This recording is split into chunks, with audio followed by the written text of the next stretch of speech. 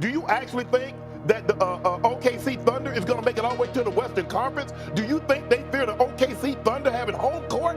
Really? This is the weakest #1 seed that we've seen You're in gonna a eat these very words, long man. time. I'm gonna tell you. Well, this take hasn't aged too well, because 3 games into the playoffs, and the OKC Thunder are doing exactly what a #1 seed should do, which is dominate their opponent, leading the playoffs in point differential through 3 games. And regardless of their youth, the same question that was posed during the regular season is being posed right now. How are you supposed to stop Shai Gilgeous-Alexander? Oh, great fake by Shai Gilgeous-Alexander. Gilgeous-Alexander inside, and he banks it in. And that's Jay on the baseline. Tough shot, got it up over Ingram, and then shows the touch. Let's go back to game 1 of the series, the most pivotal game OKC have played all season. And after Shai and the Thunder really struggled offensively throughout the game, it was their MVP candidate who came up clutch. Chisels into the paint, flicks it up and in, and contact. But it wasn't just that bucket. Just a minute earlier, after not scoring a field goal for 5 minutes straight, Shai brings the ball up. Isolated against an elite defender, he goes behind his back and knocks down the jumper. And this is something he's been doing all year long, ranking 7th in the NBA in clutch scoring, but shooting an absurd 58% from the field in clutch situations. Do you know how insane that is, given the difficulty of shots that he takes? And when I say shot difficulty, it's plays like this, where he sizes up Murphy with an in and out dribble, which he counters with a spin move and counters that spin with a step back. It's just impossible to defend 3 different counters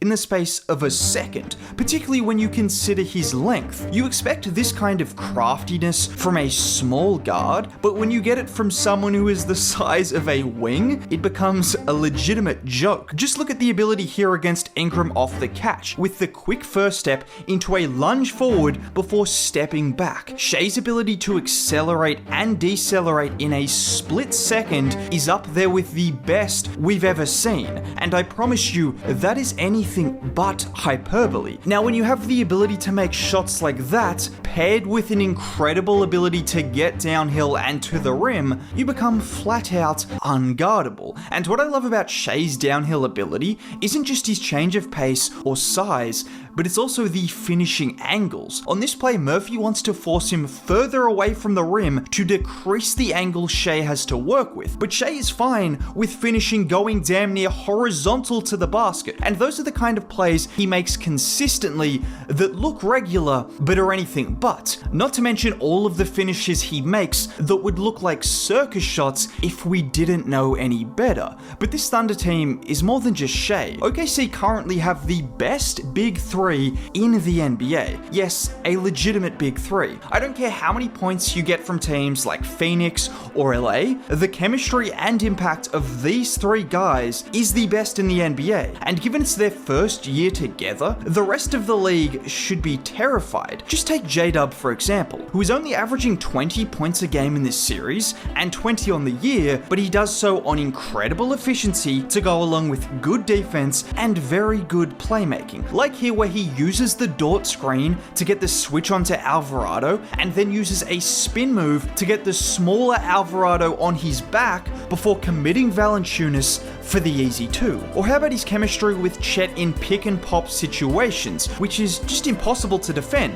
because J-Dub provides both elite driving threat off screens and pull-up shooting threat. So if you're the big, you can't let J-Dub just get to his spot off those screens, but you have to worry about a 7-foot sniper popping out and knocking down shots. That right there is the OKC conundrum. But as good as the big 3 have been offensively, the reason the Thunder are on the verge of sweeping this Pelicans team is because of their defense. A defense that has held New Orleans to the lowest offensive rating a team has recorded in the playoffs since the 2016 Grizzlies. A team that season who played the 16 67-win Spurs. That's the kind of company OKC is currently in. And yes, they are missing their best player, but in games without Zion this year, they actually had a better offensive rating, which isn't an indictment on Zion, but this Pels team should at least be an average offense without him. But instead, they are looking like a bunch of G-Leaguers, and that's a testament to this stifling defense from the Thunder. And there is one player in particular who deserves to be highlighted, because entering a series against New Orleans without Zion Williamson,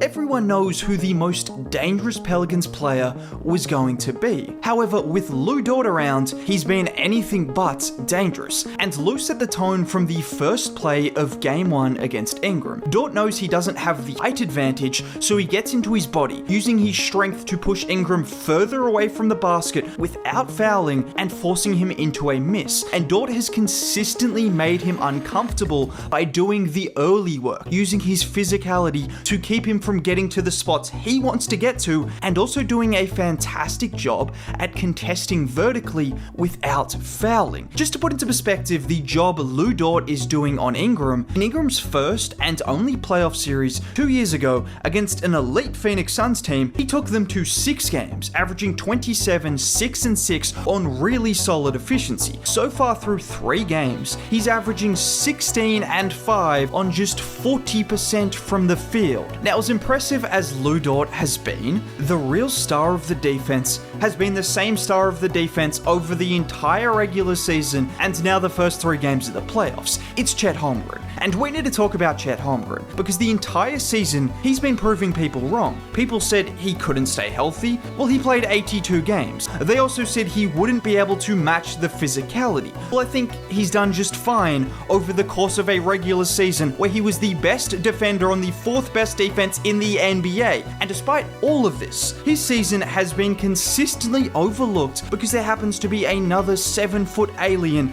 in San Antonio. But I said another one for a reason, because nothing Chet Holmgren does as a rookie is remotely normal. Just look at some of the things he's been doing to the Pelicans offense, like here, where Ingram attacks the space off the Nance screen, and watch as Chet takes the bump from Ingram, yet manages to shift his body and block the shot before then forcing a pass out from Nance. Imagine being so shook from Chet's presence that you refuse to shoot from 2 feet away with the shot clock winding down. And there's a reason for that, because in Game 1, with the game on the line, he did this. Got blocked. What a rejection by Holmgren. But Chet has much more impressive plays than just those blocks. Look at him here after Murphy beats Giddey off the dribble. Murphy tries to change the angle of the dunk to go around Chet, but Chet matches that change in angle and blocks the dunk attempt with his body not even facing that way. And unfortunately, Trey Murphy didn't learn the first time, because again on this dunk attempt, he is sent back by Chet, who has single-handedly made the entire Pelicans offense reconsider their ability to finish at the rim. Or how about on the other end of the floor, like in his Game 2 performance, where in the first quarter alone, he knocked down 3 3-pointers, including walking into a 3, which we've seen him do so frequently this season. But what makes him truly special as a player is his ability to also do this, where Ingram chases him off the 3-point line, so he's comfortable taking him off the dribble and then pulling up for a midi. Now, if you did make it all the way to the end of this video and want to see consistent playoff content like this, you might as well subscribe. I mean, it's free. Either way, have a nice day. Bye.